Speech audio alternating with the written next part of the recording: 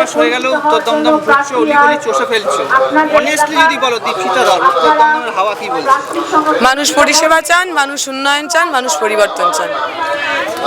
কখনো কল্যাণ বন্দ্যোপাধ্যায়, কখনো চন্দ্রিমা ভট্টাচার্য। দীপশিতাকে দেখে তো হেভিওয়েট মনে হয় না, কিন্তু লড়তে হয় হেভিওয়েটদের বিরুদ্ধে।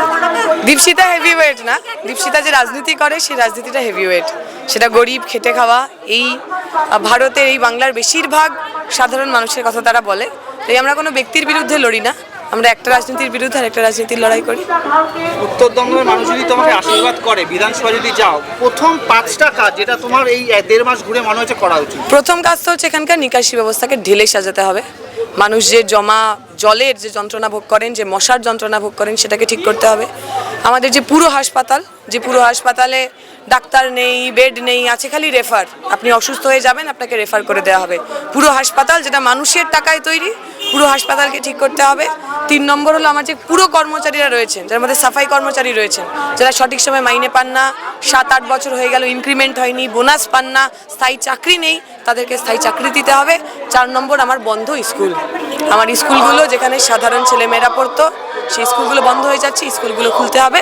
আর 5 নম্বর আমার খেলার মাঠ, আমাদের তৈরি করা স্টেডিয়াম, যে স্টেডিয়ামে এখন ডাম্পিং গ্রাউন্ড হয়েছে, পার্কিং হয়েছে, খেলা নেই। আমার যে মাঠগুলো দখল করে বিল্ডিং হয়ে যাচ্ছে, সেই মাঠ বাঁচাতে হবে। আমার জলাভূমি বাঁচাতে হবে, জলাভূমিকে প্রাইভেট প্রপার্টি হতে দেওয়া যাবে। তুমি যে ইস্যুগুলো বললে, ইতিমধ্যেই তুমি নিজের সোশ্যাল মিডিয়া সাইটে ইস্যুগুলোর ভিত্তিক ভিডিও ছেড়েছো।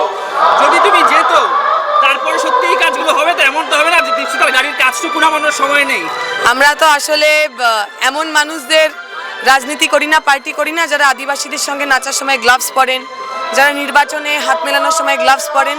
আমরা নির্বাচনে জিতি অথবা না জিতি, যে কথাগুলো আমরা বললাম, সেই কথাগুলো নিয়ে সারা বছর আমরা মানুষকে সাথে নিয়ে লড়াই করি। আমরা নির্বাচনে জেতার পর মানুষকে সাথে নিয়ে অ্যাসেম্বলির মধ্যে সেই লড়াইটা করি। বিজেপি দেখা গেল এই কেন্দ্রে সবার শেষে অনেকটা লেটে প্রার্থী দিল, তোমাকে কি একটু ওপেন ফিল্ড ছাড়লো? মানে বিজেপির খুঁজতে সময় লেগেছে। বিজেপির এত লোক, এত কর্মকর্তা তো খুঁজে পায়নি। বিজেপির সঙ্গে তো আমাদের সেরকম সম্পর্ক নয়। এবং বিজেপি এখানে সবচেয়ে বেশি যদি আক্রমণ কাউকে করে থাকে, সেটা আমাদেরকেই করেছে। ট্র্যাডিশনালি তারা মনে করে বামপন্থী মানেই সে অ্যান্টি ন্যাশনাল। আমি যেহেতু জেএনইউ স্টুডেন্ট, আমি অ্যান্টি ন্যাশনাল।